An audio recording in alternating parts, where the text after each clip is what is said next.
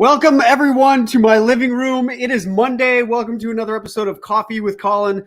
Please feel free to grab your coffee, your adult beverage. My next guest is probably going to have a bottle of scotch with him.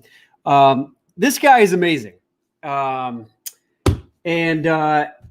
he's someone who inspires the hell out of me. The guy is just he's just like everything he touches turns to gold, and he's just one of these guys who is a self-made man. I consider him a good friend now. I've known him now for 2 years, and he's incredible. He made a movie. I mean, this guy is.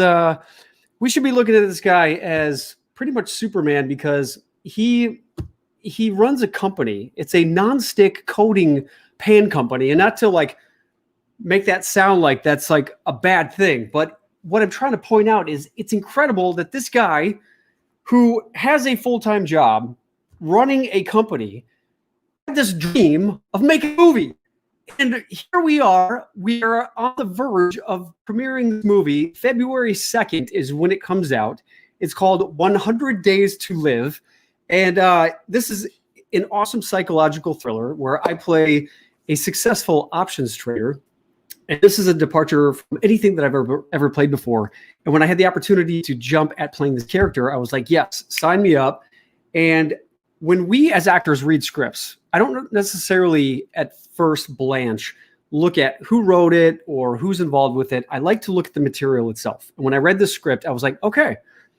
I mean, I've read thousands and thousands of scripts in my career. And this one was like, all right, wow, there's something interesting about this. There's something that is intriguing about this character and the storyline, and it's got some really cool plot twists and things that you just wouldn't expect. And I was like, all right, you know what? I want to audition for this thing. And then as I got through the audition process, this was actually 2 years ago. Okay, just to give you an idea of like how long it takes to actually film movies and get them out. We're going to get into that when we bring him out here. But it's just incredible to see the talent level of someone who was doing something else in his life. So my point is to all of this is that I know each and every one of you out there has some hidden talent, something that is like bubbling and bursting inside of you that, what we're going to be talking about with my guest is how he actually then owned that feeling within himself, that dream that he had to do and make this movie. And my point is we all have something within us that is wanting to be expressed, wanting to get out there. And what happens? This gets in the way, right? This little 4-inch piece of whatever between our ears gets in the way and stops us from going out there in the world and being our amazing and brilliant and bold selves. So that's what this show is all about. This show is all about tapping into each and every one of everyone out there, each and every one of your greatness, my greatness, everyone's, because it does no good for us to hide and to dim our light. And my guest coming out here, this guy's light shines brighter than most. And I can't wait to talk to him and have him share with us some of the things that he's learned along his journey. So as I mentioned before, he's the CEO of a nonstick coating company called GMM. It's one of the world's largest suppliers of nonstick coatings to the $10 billion housewares industry. He's also a venture capital investor, has raised over $350 million in funding for companies that he's invested in. He frequently appears on CNBC, CNN, MSNBC, Fox, and Bloomberg to discuss business and politics. He's also a writer for Fortune magazine. And I looked up some of the articles that he's written, and some of these articles you're definitely going to want to get your hands on and take a look at. One of them here is from, I believe this one is from Entrepreneur Magazine, and the title of this one is The 12 Most Important Things I've Learned About Leadership. And just to give you an example of some of these, first one is be decisive. Second one is embrace change. Third one, be inspirational. Fourth one, be empathetic. 5, control your emotions. Number 6, be persuasive. And this one I really like because he references a quote by Martin Luther King Jr. And Martin Luther King Jr. Day was last week, and just as a nod to such an amazing individual and someone who had such a profound effect on American culture and just history of where we are at with humanity. He says Martin Luther King Jr.'s quote is, "A genuine leader is not a searcher for consensus, but a molder of consensus. And effective leaders aggressively sell their vision and win over naysayers with substance and character. Remember, your job isn't to please everyone. It is to get the job done right, even if that ruffles some feathers." So it's advice like this that I have embraced in order for me to really start to make the things happen in my life that I've really wanted to create more of in my life. And I'm going to make some of these articles available to you guys so that you can read some of these articles for yourself. But without further ado, I'd like to show you guys the trailer for our film, 100 Days to Live. And we'll have at it. And then afterwards, we'll do a little Q&A, and we're going to have an amazing show. So let's show the trailer and show you guys what this movie is all about.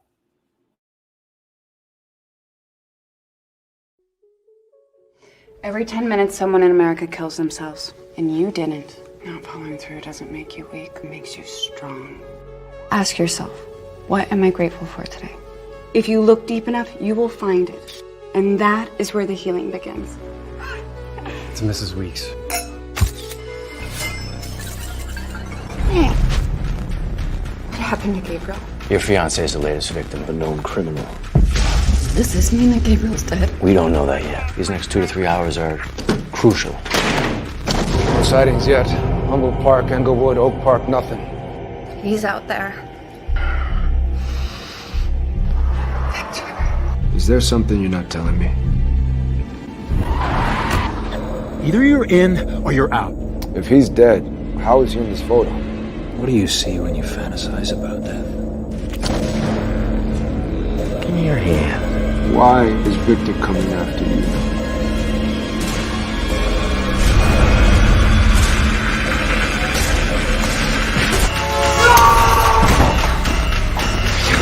Why are you doing this? You know how many times I've told people everything's gonna be okay? No, it wasn't gonna be okay.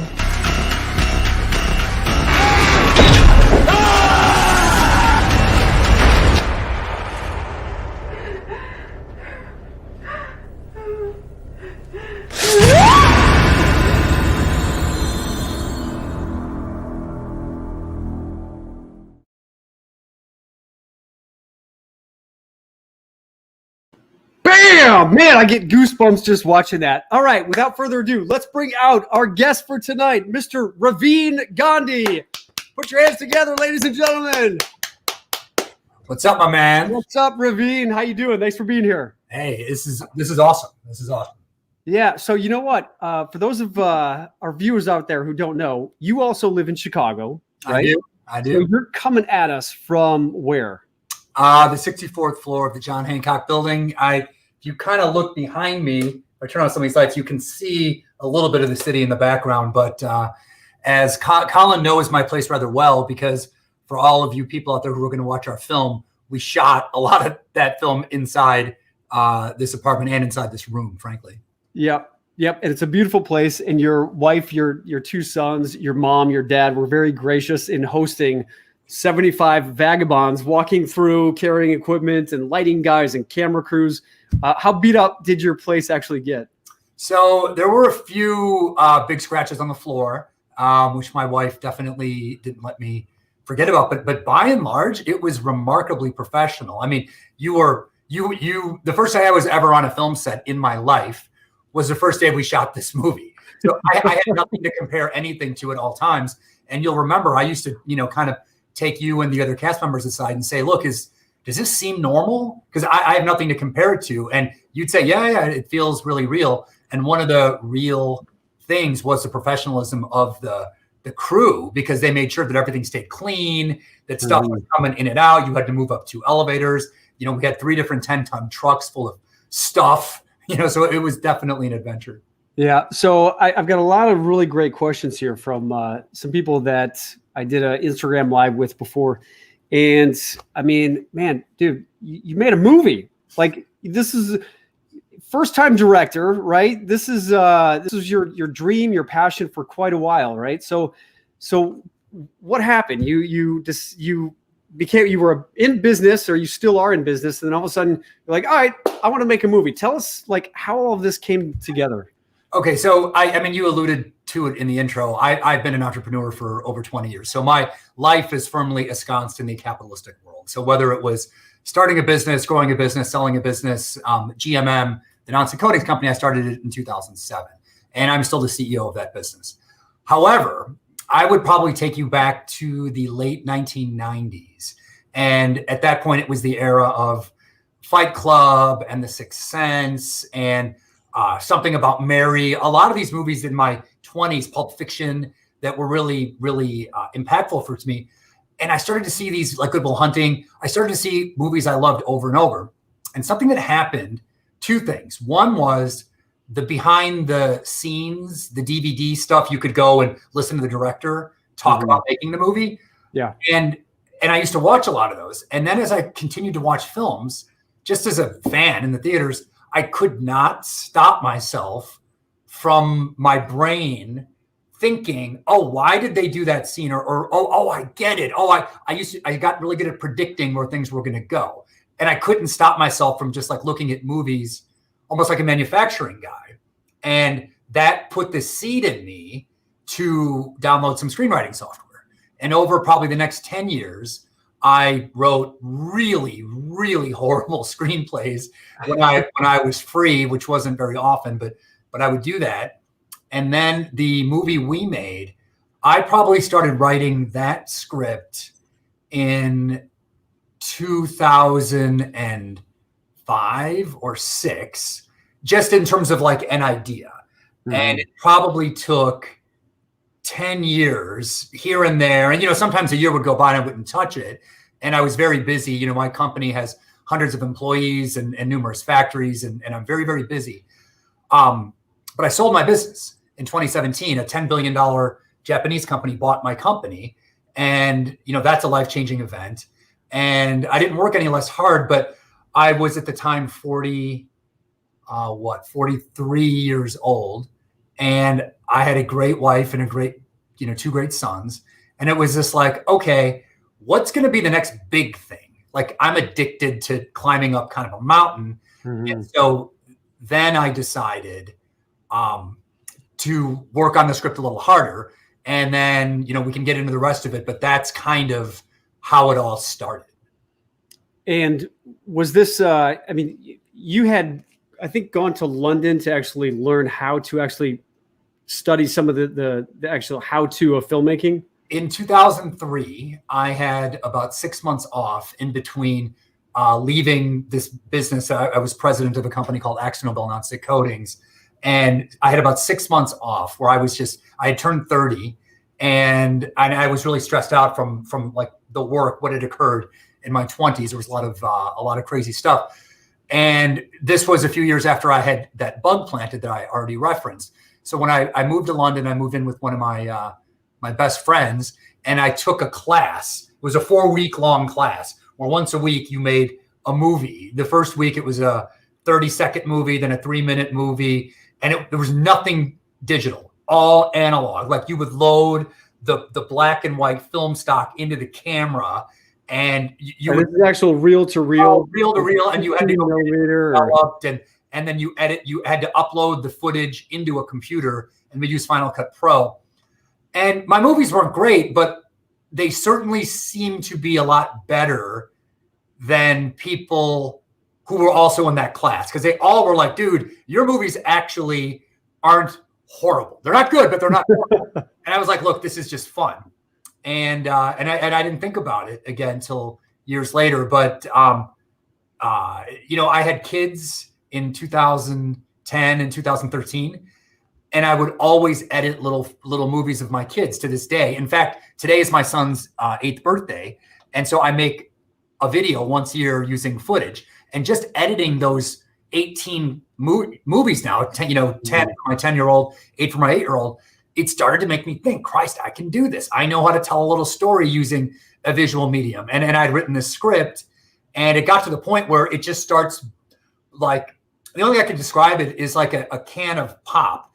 If you shake it hard enough, eventually the top's going to blow. And I got to the point where I could no longer not do this. It was sort of like, okay, yeah, it's a hobby, but I want to do this. Like, I started to think about it a lot. I started to Google, how do I find actors? How do you direct a film? I watched those master classes. I read books. One day I Googled, how do you find actors in Chicago?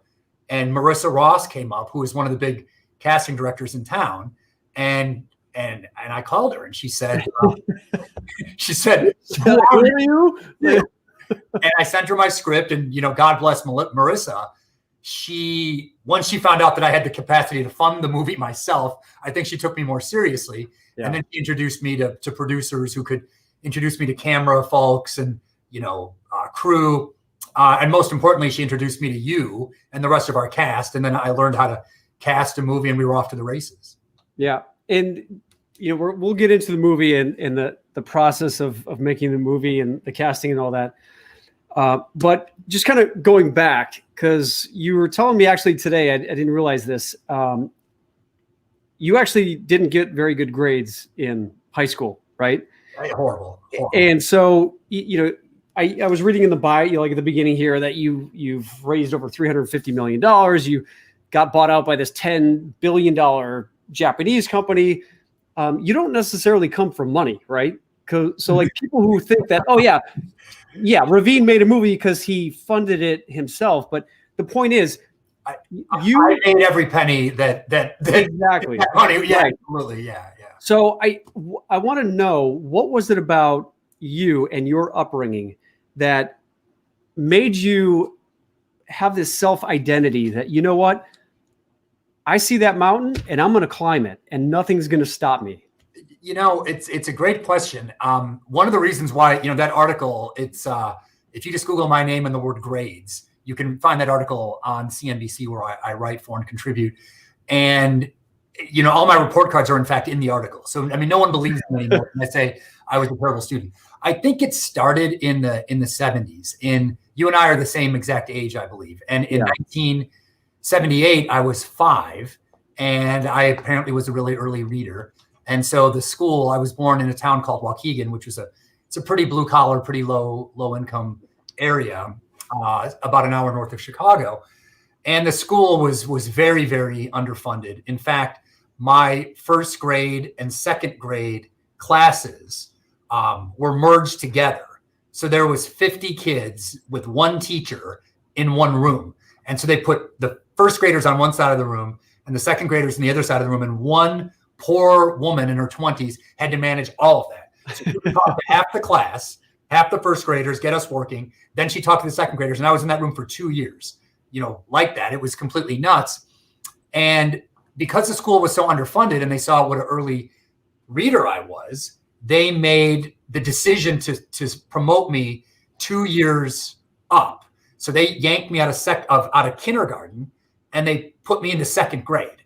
Now, I was already born in July, so I was already the youngest kid in my class. Then they bumped me up 2 grades, and that was so insane that they backed it off and made it 1 grade. But my whole life, I was 16 when I graduated high school. I was 20 when I graduated college, and I was always little. I was very late bloomer. I'm 6 feet tall now, but I was 5'6" when I graduated high school. Mm-hmm. I grew 6 inches, the year I turned 17.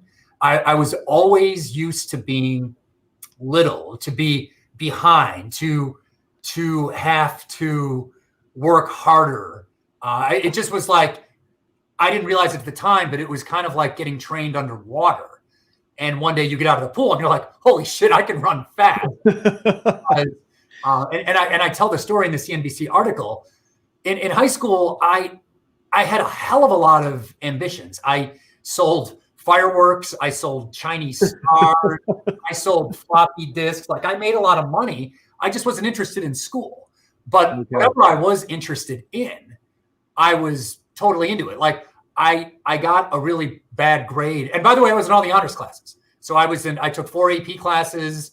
Even though I might have gotten a D in the class, I would get a 5 or a 4 on the AP test and pass out of it in college because I knew the material. I just was really bad at taking tests where it was designed to see if you actually read the book. A lot of times I didn't read the book, but I understood the material. My mom will tell the story about one day she came home and in the bathroom downstairs, we were learning in chemistry about titration, which is a process to separate water into hydrogen and oxygen. And you have to use a electrical current. And so I built this thing using a battery that had 2 wires in it, and it titrated the water. So I collected all the hydrogen gas into this test tube because I wanted to take the gas and create a huge explosion because I was. Yeah, I was gonna say, was your mom like, Ravin, are you gonna blow up our kitchen? Like, a bunch of stuff happened to me all the time, and my mom would always say, and you've met my mom, because she was around when you shot the film. She said, yeah, you got horrible grades, but the reason why your dad and I weren't worried about you was that we saw that when you wanted something, I mean, God bless whoever was going to try to stop me from getting what I wanted. And to this day, my wife would say that's exactly the case. Like, I don't even think about like, oh, well, so-and-so told me I can't do this. Like, I don't even hear it. Like, I can't describe it, but I've been like that since I was born. And so it's not about necessarily, even if you don't know how to do something, if you want it bad enough, you will learn how to do it to get what you want, right?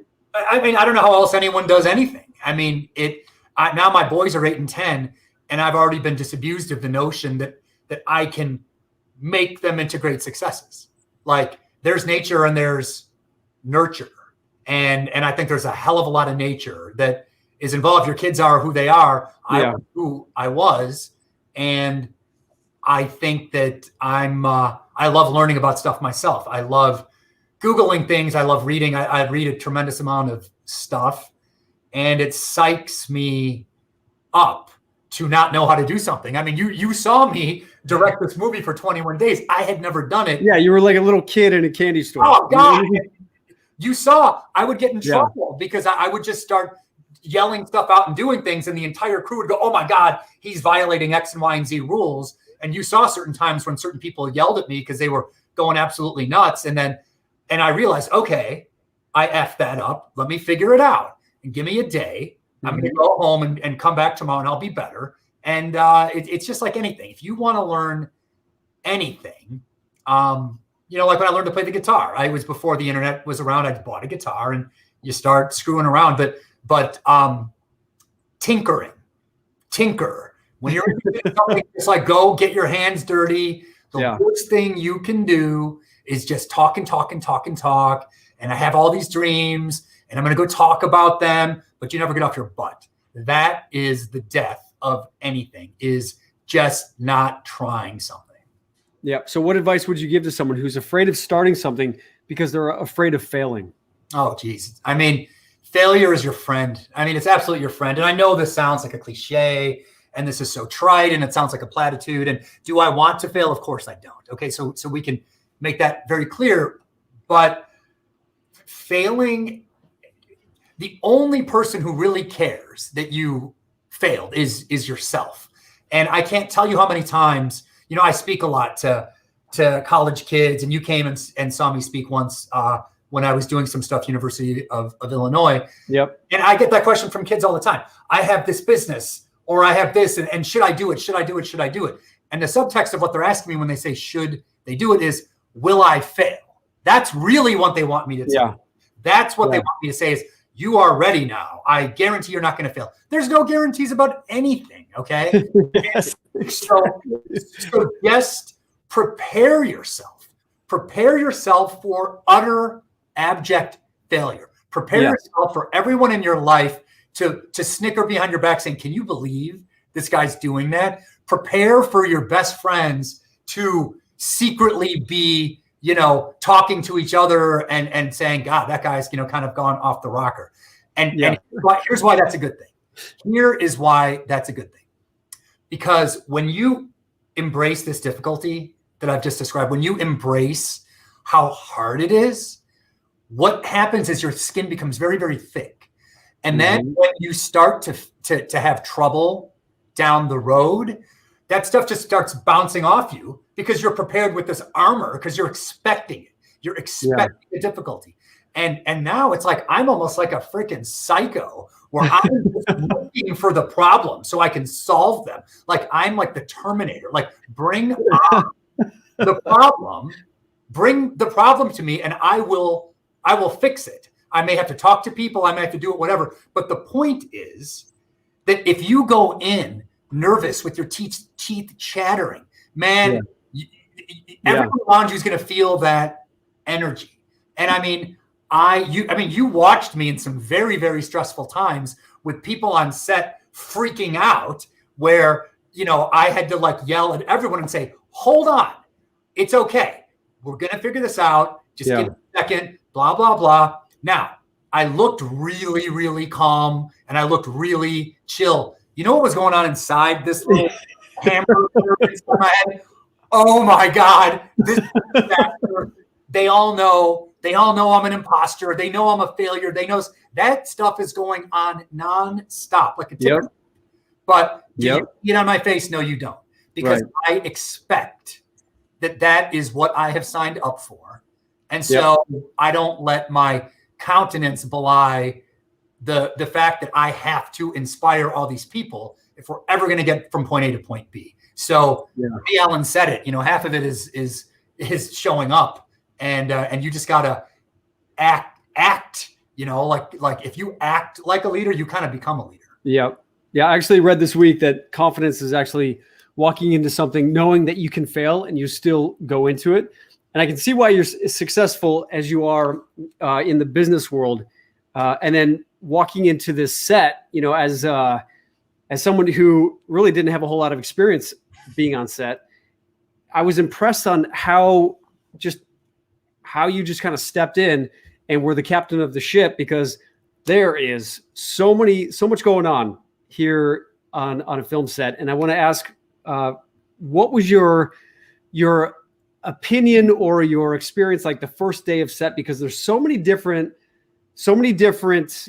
departments. There's the wardrobe people, there's the lighting, there's the cinematography, there's so many different departments that are constantly coming up to you. Like we would be talking about our scene and then it would be like, hey, so what color, shirt should Heidi be wearing? And hey, do you want to should we pan the camera this way or this way? And it's like so much stuff is coming at you.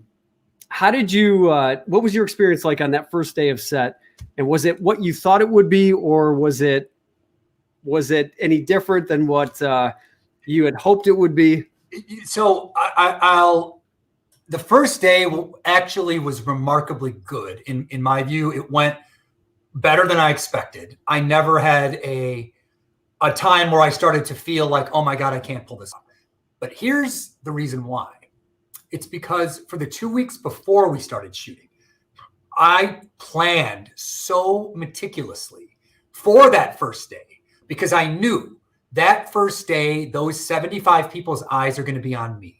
I remember that first shot that you were in, that was in my bedroom, and we were set up in the closet with the monitors, and all the grips, everyone was piled behind the monitor just to watch me say, action and cut. And I remember like turning around and seeing that mob of people behind me.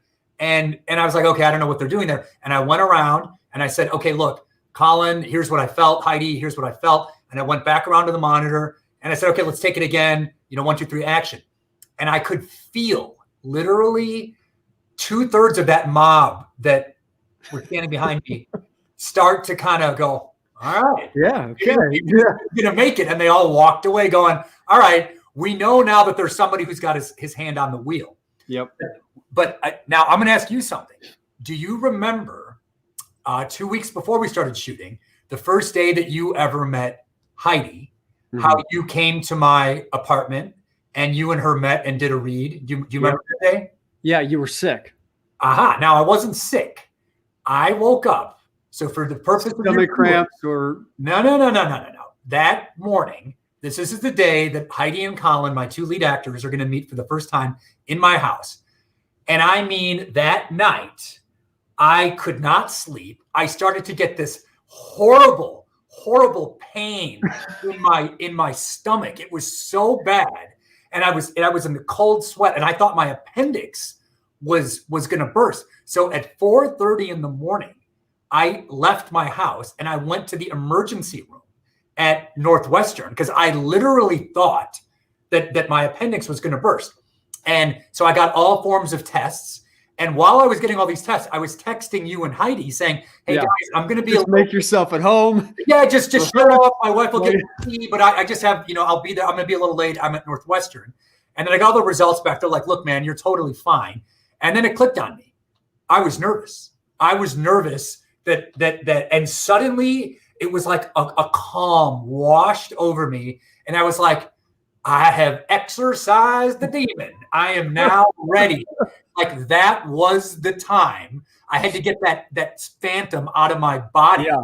And as soon as I came home, you and Heidi spent the day together. We did that photo shoot. We went out to dinner and I was like off to the races. And I never, ever once again through the filming, the rap, the editing, the festival, the media, have I even felt 1% nervous. It was weird. Yeah, that's exactly how I felt.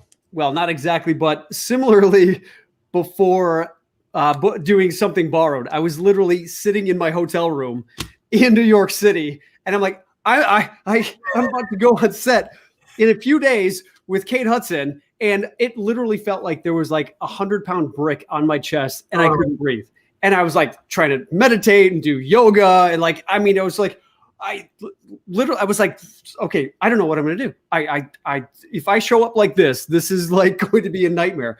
And there's something about just almost trusting and doing the work. And by the time I went through the script with my acting teacher and we did the work, there's something like you just said, it kind of washed over me where I was like, okay, you know what? I'm ready. I did the work. Totally. I've earned it. It's time to just go for the ride, see where this goes, learn from the feedback that we're getting, and we course correct whenever we need to. But knowing that you've got a good team around you, and we did for this movie, then you can kind of let go and be like, you know what? I don't need to know everything. I just need to have good people around me who can give me the feedback in order for me to be able to make the right decisions.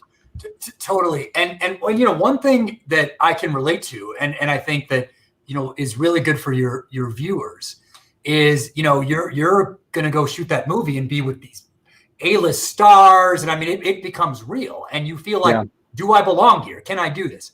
And I've had those moments throughout my career where, I have to go in and pitch, this multi-billion-dollar, company, or I have to go hire the superstar, or I have to go, go on TV and do whatever. And you have that little butterfly feeling.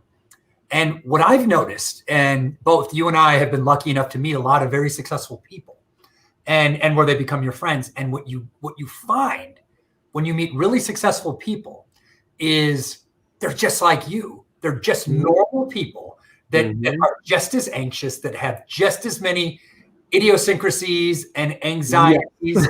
Yeah. And like, I used to have this fantasy before I was a success that if only I met all these really successful people, I would break. If only I could meet this one person, they could hit me with the magic wand and somehow it would transform me into some kind of success. And what you realize is that every one of those people who you think is a brilliant kingmaker that could touch you and turn you to gold, if and when you meet them, you're going to realize they're just like me. They're just a person. Yep. And they found the answer from within themselves. Yep. That's where it has to come from. It has to come from you and your authenticity and your ability to just say, I might be an extrovert. I might be an introvert. I might be a loud talker. I might be a soft talker. But as long as you're authentic and as long as you know how to get stuff done, people will follow you. And that's all I can say. Yeah. That's awesome. So I'd like to get into some of these questions from some of my audience here. And Will Wagner wants to know, what was the inspiration for 100 Days to Live? Because you seem like a normal guy, and this is a pretty like. Wait till you see the movie. Like some people are like, Ravin, like have people come up to you who have seen the movie and or called you and said, Ravin, like, is this really what's really going on in your head? Yeah, I've had about 10 people recommend therapists or teams of therapists for me to see. It's a dark movie. It's a very, very dark movie. And I'm very psyched for your fans to see you in a role that is pretty much the polar opposite of Dax in terms of tone and, and where the story goes. Yeah. I've always been a fan of the serial killer genre. I've consumed a lot of those movies. Which one? And here are some options. Which one? Yeah, the movies. The Siri just wanted to find me a serial killer movie. Let me turn that thing off. That is funny. I've always liked serial killer movies, and I have always liked films that had twists and turns and that were pretty unpredictable. And so those two things were kind of bouncing around in my subconscious. The other thing probably was I had a close family member kill themselves. And as people who watch the movie will see, this film is set in the world of mental health. Our protagonist, your fiance in the movie, runs a suicide prevention group. So there's a lot of real in-depth character studies between your character, the female character, and then the bad guy character. All of you have been touched in a way by suicidal ideation. So when I wrote the script, I was really nervous to get it right. And so I did a lot of research. I talked to therapists. I talked to counselors. I talked to recovered people.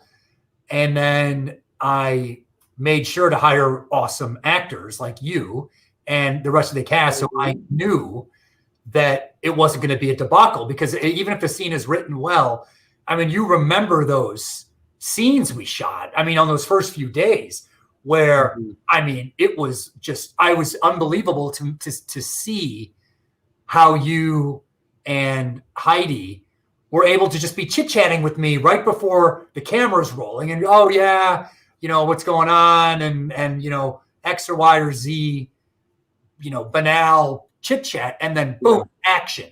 And then it's like this thing comes over your face, and it's like tears, and just like you believe, oh my God, this guy is going to kill himself.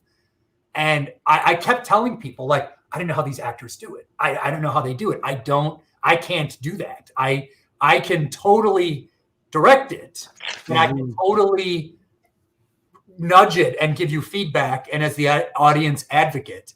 But man, it's a challenge. So I really want everybody who's watching this to go get this movie next Tuesday on demand, because you're going to see Colin kick some major ass. Thanks, Ravin. And this leads me into my next question here from Nadine Armstrong. She wants to know, would you ever be an actor? I don't think so. I mean, I do make a cameo in this film. I play a victim. So you see me get shot, and that's about it. I have maybe 15 seconds of screen time. I don't think that I've got what it takes. And let me tell you why. One thing you realize when you cast a movie is, you write the script, and then the casting director brings in dozens and dozens and dozens of actors to come in, and they've all memorized the scenes, or they put themselves on tape. Like in your case, you were in LA and you put yourself on tape. And then that was actually here in Chicago. Oh, okay. I thought, yeah. So the point was, when I first saw you, it was via a tape. So you either you watch a tape or you see someone sitting there in front of you with the camera, but you're watching a monitor. And where I'm going with me not having it is, everyone who I cast in the movie, I could see that I wanted them in the role even before the scene started. So you just see them sitting there, and they would just be like, okay, how you doing? Or, putting their Starbucks down. And just by looking at their face in the monitor, I could see things going on, with the way their eyes move, or the way their features translated onto screen. And this thing that they say about the camera loves certain people, it's just manifestly true. You know, you were a very successful model before you became an actor, and that's also true in that field, I would imagine. But I don't think that the camera loves me in this way, because whenever I see myself on TV, I can't even look at it. Like I feel like I just am, my face is too expressive and too animated, and like the actors to me have this coolness, like, you know. Well, that can be taught. Yeah, teaching a 4-week acting class in a little bit. Why don't you jump in there and I can teach you all about all that stuff. That stuff you can learn that stuff, Ravin. Well, let's get all your people to get the movie next Tuesday, and the more people that buy it, the more likely Netflix is to buy it, and then this thing's gonna become a sensation. And at that point, I'll have a lot more money to make a much bigger next picture that Colin can be in. Yes, sounds good. And we did win Best World Premiere at the San Diego Film Festival. And I mean, was that when you first started to write this thing? First of all, Sharon Coleman wants to know, how long did it take to write the script? And then after you wrote it, did you ever think, oh yeah, a couple years later, we're going to be in San Diego winning this award? Well, I'll answer the second part first. Not once in my wildest fantasy did I think that anyone would even see the movie, period. I mean, I didn't even know that I would be able to finish it in terms of, you know, getting it edited. And we didn't know if the story would hold together. You know, I'm not going to give away the plot, but it's a very nonlinear narrative where you go back and forth in time in the movie. And it takes a little bit of mental gymnastics to make, you know, to understand what's going on. My editor and I, after we finished the movie, we were like, we don't even know if people are going to understand the movie, because the script is one thing, but to see it, you don't know if it's going to work. So never, ever did I think that it would win, that it would get into a festival, that it would win a thing, that not in 1,000 years. And I was 100% okay with that. I was 100% okay with having a really embarrassing file on my computer, which was an 87-minute, very expensive movie file that my kids would watch someday. So never did I think it would be a success. In terms of how long it took, from the time that I came up with all the big twists that made it into the final cut, I would say probably 4 to 6 months. Now, granted, it took 10 years to get the big picture ideas. Okay. I mean, when you see the movie, you'll see like the serial killer has a certain thing where he follows people for a certain number of days. He takes pictures. He makes these photo albums. All of those little tchotchke things took me many years to come up with from a cinematic structural perspective. But once I had all of those ingredients, it probably was 4 to 6 months of working nights and weekends, because, you know, I'm the CEO of a decent sized company during the day to write it. And when you were writing the script and then tweaking it, you know, I've mentioned this, that even when I'm on set, even with a movie like Something Borrowed, we are rewriting stuff right up until the point where the cameras are rolling. How much of the script changed from when we started shooting? And then in the editing process, I mentioned in my live earlier that we do test audiences to show the film to an audience, and then the audience gives feedback before we actually release it, just to get an idea of, did the story make sense? Which characters did you like? Which characters did you not like? And you take that feedback and then you tweak and edit, because a lot of the storytelling is in the editing. How much of that editing process did you guys go through? And I'm sure that was pretty eye-opening from the perspective of hearing it from these total random strangers who you actually pulled off the street, right? And said, hey, will you watch this movie? It's painful, man. It's that you want to be tested in terms of your ego. Yeah. Get 30 strangers, rent out the Gene Siskel, you know, theater in downtown that we did 8 different times, and have them fill out an anonymous 6-page survey. And oh man, we had people bursting out in laughter in the first cut in an area that was supposed to be really serious. And by the 8th edit, it was like dead silence and people gasping. So that's how big of a transformation you make in the editing process. There's a very famous quote by, I think, Ang Lee, a very famous writer-director. And he said, shooting a movie is like buying groceries, but editing a movie is like cooking the meal. So just because you have really good groceries doesn't mean anything if you're not a good chef. So it was really in the edit process that the movie came alive in many ways. There were some areas where we thought a scene that was only supposed to be 30 seconds in the script ended up being 90 seconds because there was such a good performance and there was an ability to use music and to extend the shot. In other cases, we had 2 pages of dialogue where we cut 1.5 of those pages and ended up just being 3 lines. But with the look of you or one of the other characters, it communicated so much more and so much more powerfully. So that stuff, you'll never know it until you go through the edit and you get people's reactions.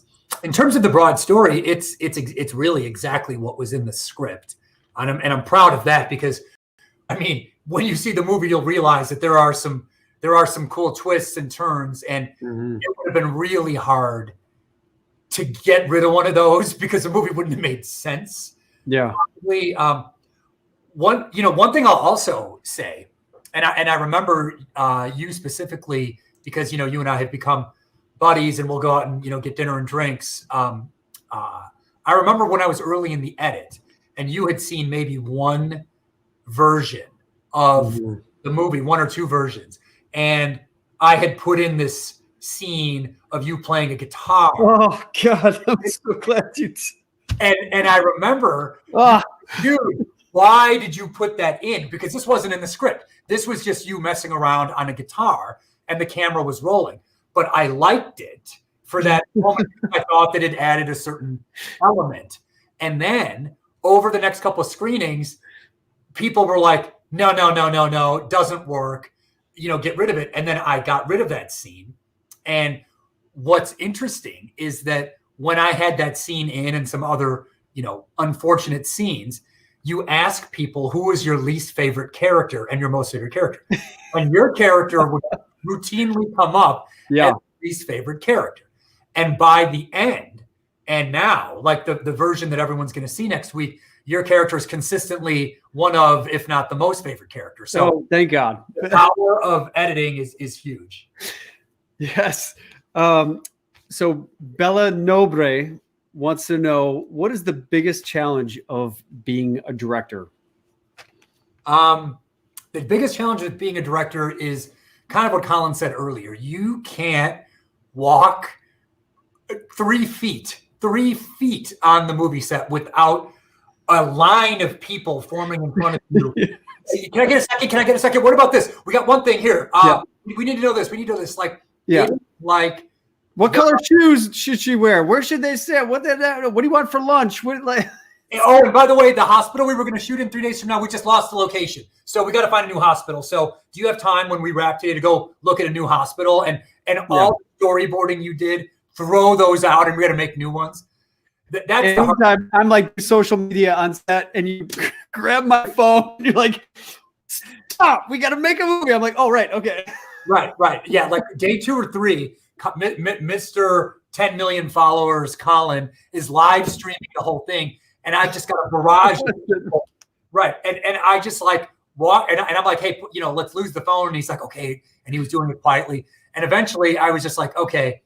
And I walked over and I just yanked the phone out of his hand and I gave it to an assistant. I said, give that to him at the end of the day. And it's just like, in a way with, and this is maybe another hard thing about being directors, being a director is you are kind of like a parent to the whole cast and crew, and you have to set boundaries. And what you find, just like being a parent, is people want boundaries.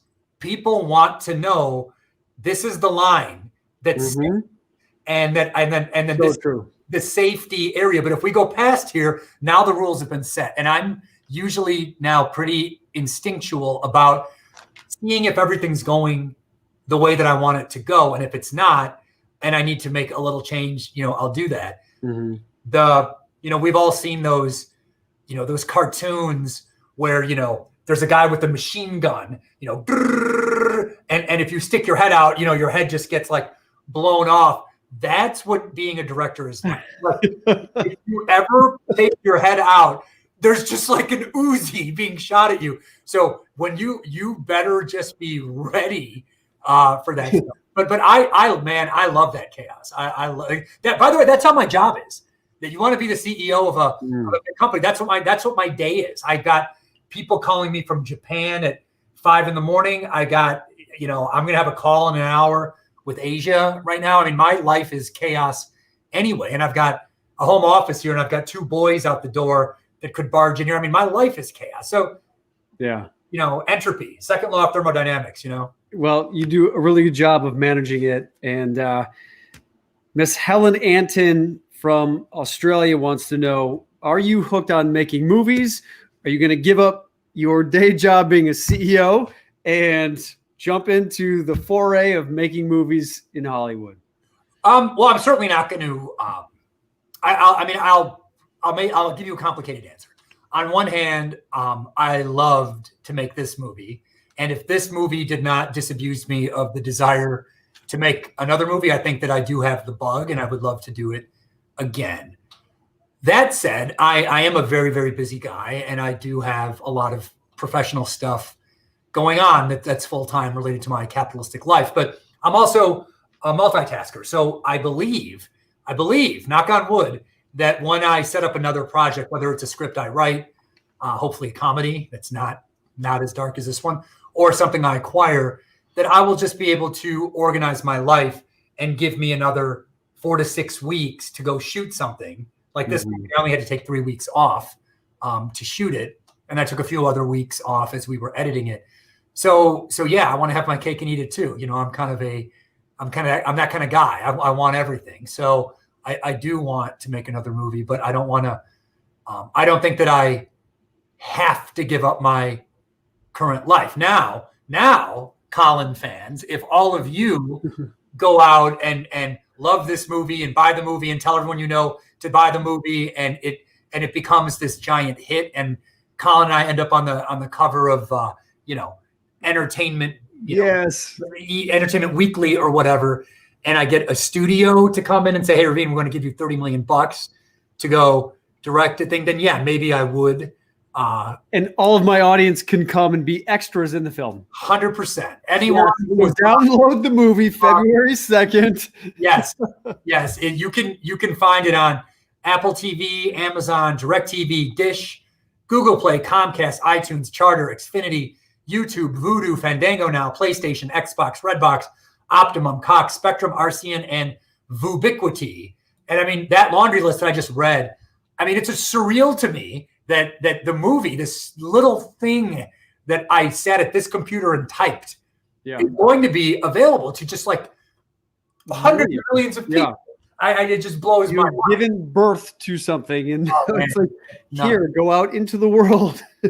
Oh yeah, I mean, you can pre-order it right now on Amazon or Apple TV. So if anyone who's interested, just find it and pre-order it. But next Tuesday, it's there. I know Colin's gonna share all the details, but I am so psyched for all of you guys who are watching this talk to tell me what you think of this film, because Colin is awesome in it. Yes.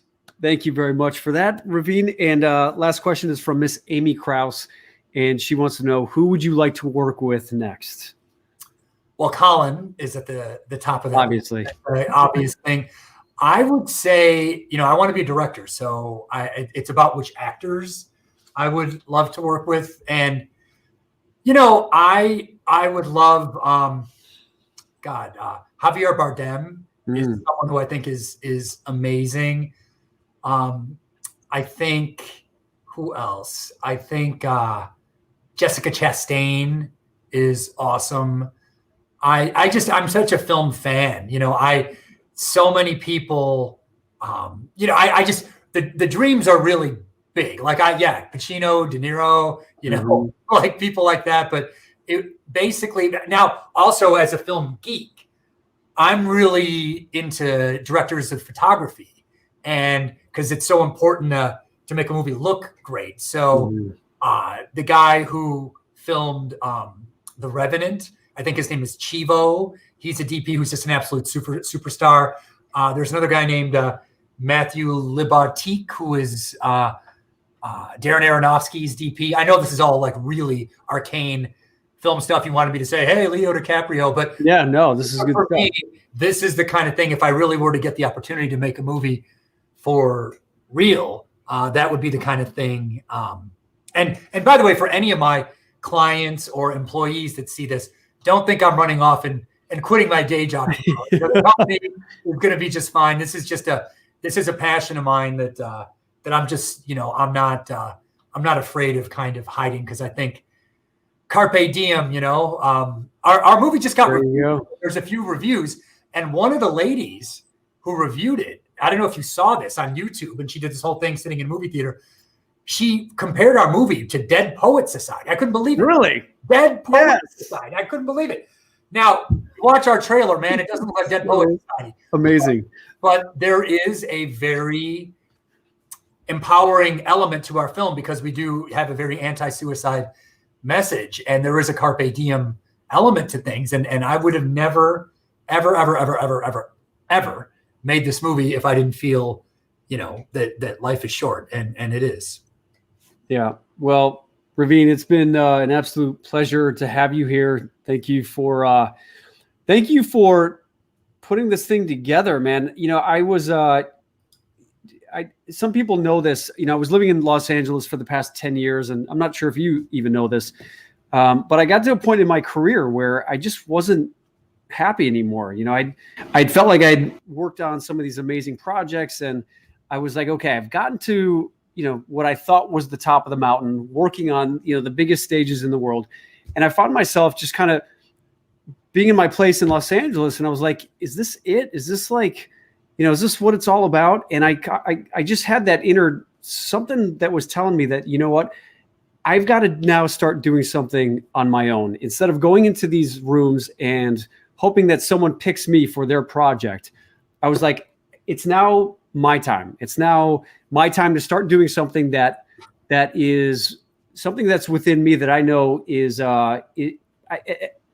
like itching to get out. And I didn't know exactly what that was, but all I knew was every time I came back to Chicago, because I started rehabbing these houses, something was drawing me back here.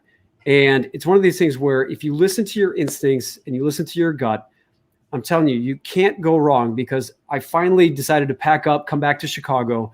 And within a week of being here, Ravin, that's when I got the audition for 100 Days to Live. And I was like, holy crap. And I saw films in Chicago. I was like, I have never worked in Chicago in my 20 years as an actor. And I was like, the stars are like, this is crazy. So I go in, I audition, and I get met Marissa. And then before you know it, within like 2-3 weeks, boom, I am then filming this movie in Chicago, where I was in LA and I was miserable. And I was like, man, I love acting, and I love performing, and I love to make a difference in the world. And I'm tired of waiting for things to happen. I've got to start doing something to make it happen. And renting that U-Haul, throwing all my stuff into this truck with my dog in my car, pulled on the back, came back to Chicago. And dude, you were like, this is what I'm talking about. When like stardust sprinkles, when you just own what it is within you that is your passion and what you want to do. And it's just, I can't thank you enough for putting all of this work into making this happen. I think a lot of people take for granted what really goes into filmmaking, and hopefully just having this conversation, people have a little bit better idea of what it takes. And I just can't thank you enough for being you and your tenacity and hard work to make all of this come true.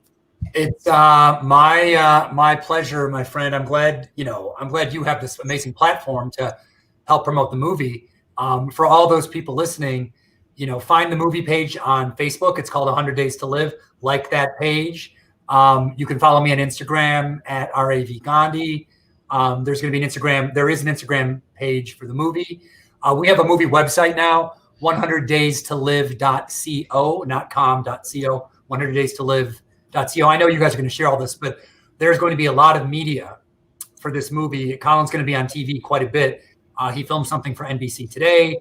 I think it's ABC on Wednesday and next week, and a lot of national stuff. So Colin's going to be all over the media. So we really want to get this movie to be a success if you like it. And if you like it, go to the IMDb page and leave a review. You know, this is a real DIY effort, guys. I mean, there is no monster behind us. This is really something that we need help to make it really become a big success. So if you like the movie, please, you know, share it and try to get people to feel the love.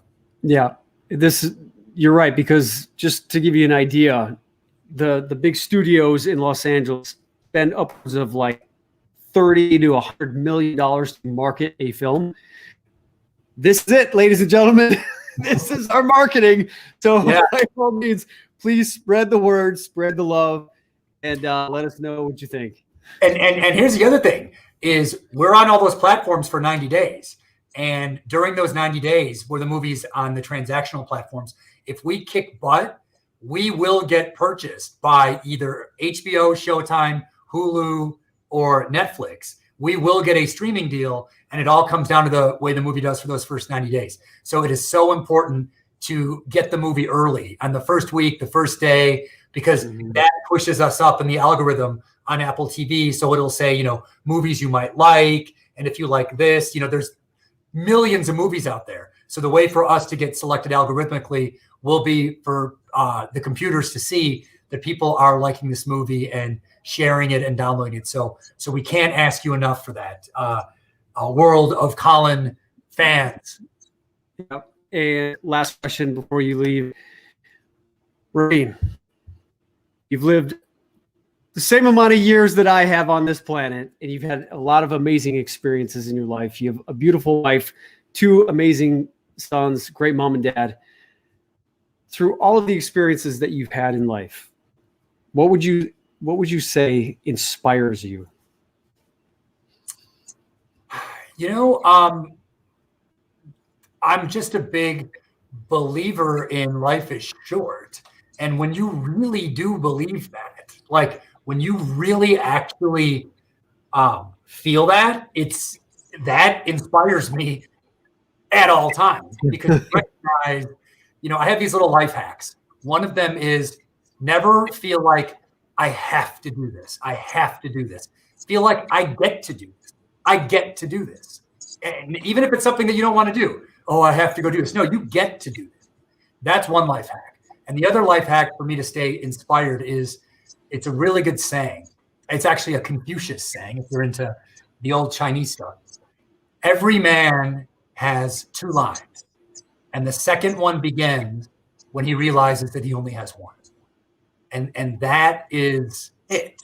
When it really hits you that, holy cow, like I'm going to turn 48 in July and I'll be 50 in 2 years and life expectancy is 80. And I mean, it goes like this. It's really hard for me to not just soak it all in. Like I've had a lot of successes. I've had a lot of failures, but I know that an asteroid could hit this building tonight and then somebody could watch this and be like, hey, I want them to feel like that guy did it right.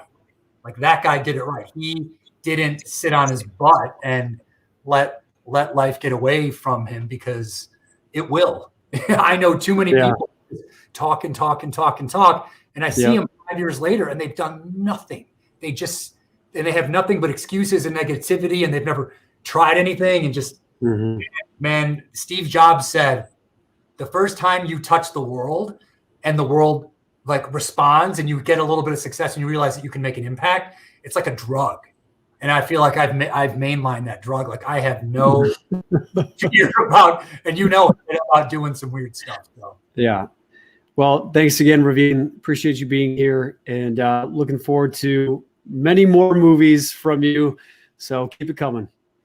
Awesome. Awesome. Thanks, everybody. It was an absolute pleasure. Awesome. Thank you. Take care, guys.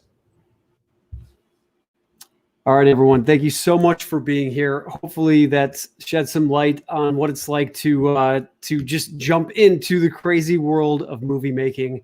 And again, I hope you guys realize that it's not about what you know or who you know necessarily as much as it comes down to what is your drive, what is your passion, what is your dream. And you heard it from Ravin.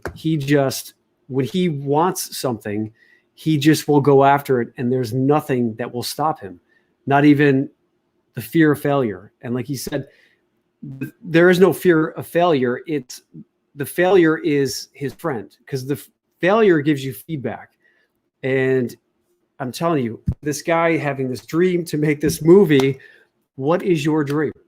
What is it that's inside of you that you want to create, that you want to manifest? And it's amazing that he brought up the movie Dead Poet Society, because in my Inspire course that we're now in the 4th week of, the first week of my Inspire course, I have people watch Dead Poet Society. And this is just, man, this is all serendipitous in the sense that we're all connected in one way or another. And when we dial into the frequency of what we're trying to create in the world, when it comes together, like when I decided to move back to Chicago and Ravin at the same time was making a movie, we were vibrating at that same frequency, and boom, we attracted each other, and look what happened.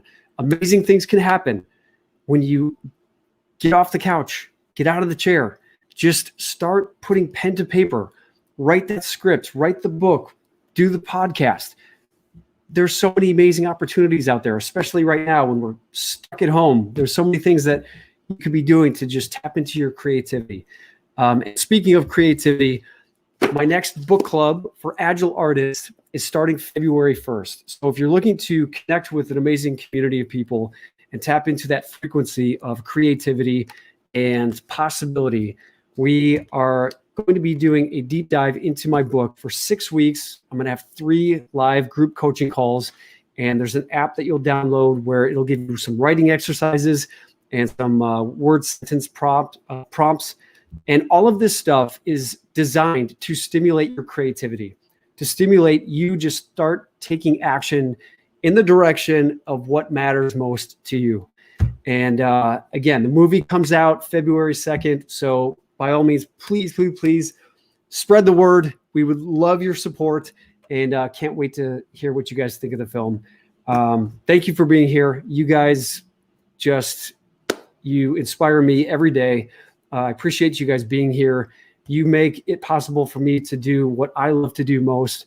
And I can't thank you enough for being here and all your support. So have a great rest of your week, and stay tuned for a lot more great things to come. And I will see you next week. All right. Take care for now.